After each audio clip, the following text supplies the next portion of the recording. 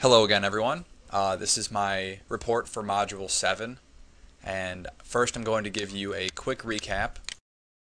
Last week for the midterm, I showed you where I got the inspiration for my armor, successes and failures throughout, and I explained how I got to this type of project. So for this week, I'm going to show you some further design ideas.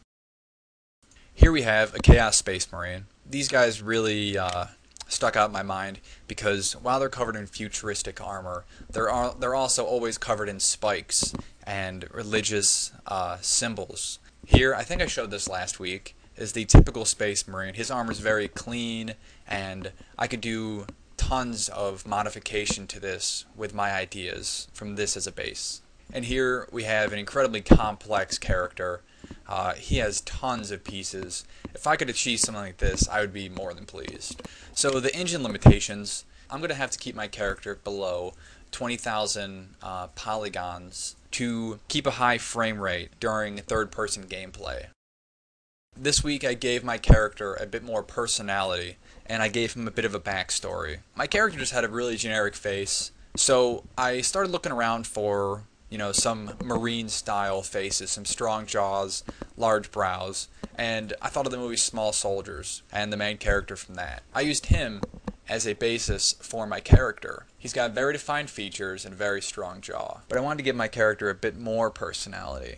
So I decided to take this character and age him quite a bit, add a little bit more weight to him, and really kind of have like some more loose skin. I jumped into ZBrush and I started sculpting. This is what I ended up with. As you can see on this line right here, his skin is getting pushed out from his airtight spacesuit. So as you can see, his skin's very loose. He again has a very large brow, some very strong features, but at the same time, like a permanent frown is stuck on his face. So once I had my character sculpted, I had to create something that'd be usable in a game engine.